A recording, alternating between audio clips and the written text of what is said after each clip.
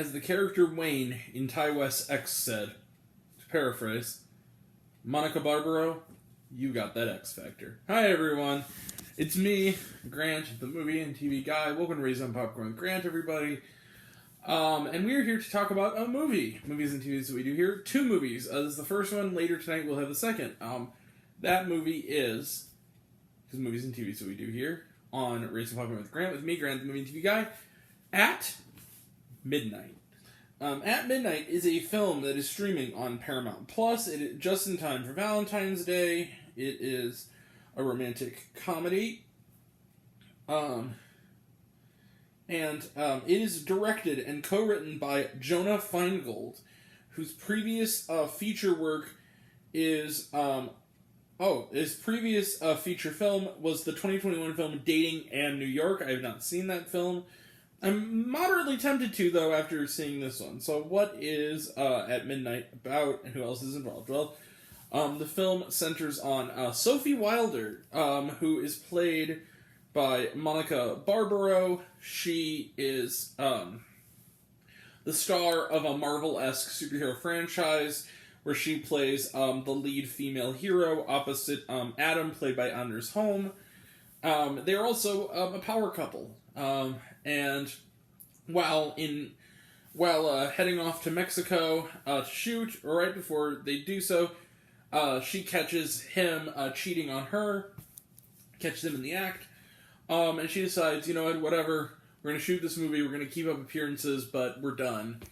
They go off to shoot the movie, and they stay at a resort in Mexico, the manager of which is a fellow by the name of Alejandro. He's played by Diego Boneta. At first, they meet cute, kind of, when he comes to bring her towels at the worst possible moment. And eventually they get to talking. She sneaks into the kitchen at a certain time of night. Yeah, you know where this is going. To get a midnight meal. And then, from then on, for the rest of her time while filming, at midnight, they rendezvous for him to give her a private tour of the resort, and eventually sparks fly. But when these two worlds collide, can they stay together? He's a hotel manager, she's a movie star. Can they make it work?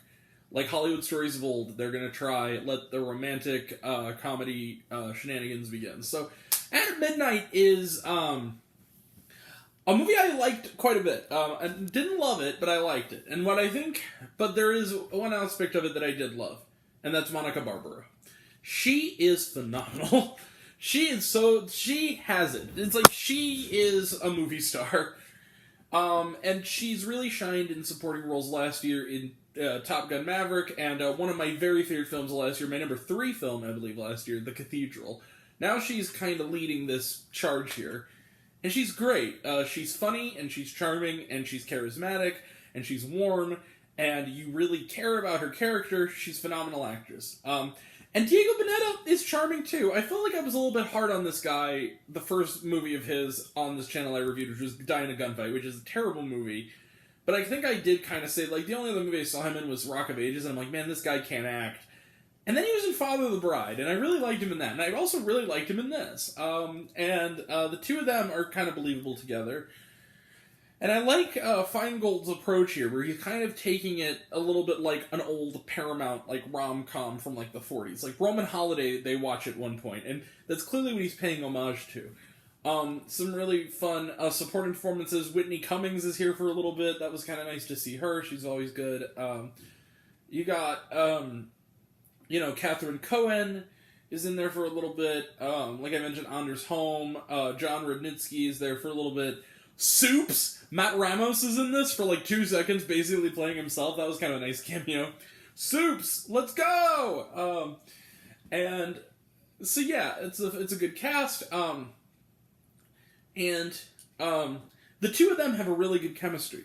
Now, if there's a couple of flaws I have with the movie is, it is formulaic. It's one of those rom-coms where, even describing the plot to you, I'm like, that sounds like every rom-com ever. It does.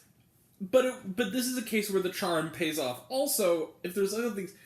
Feingold, I think, is not a bad director, but I do think that some of his filmmaking is ropier than others.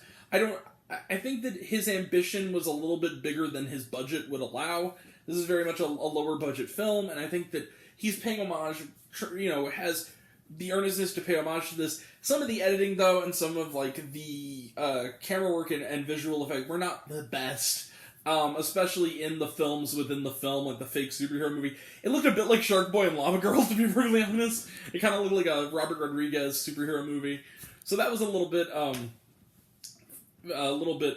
off. But I also think that, man, they overdo the comic sidekicks a little bit, and not just the individual people. There's like 7 comedy sidekicks between the two of them. You do not need that many comedy sidekicks. I'm sorry. Like, the girl has, the Monica Barbaro character has her best friend, and then he has kind of her kind of agent assistant and they're both too much, and then he has, like, his entire, like, staff. There's, like, 2 or 3 different, sidekicks for him. It's just too much.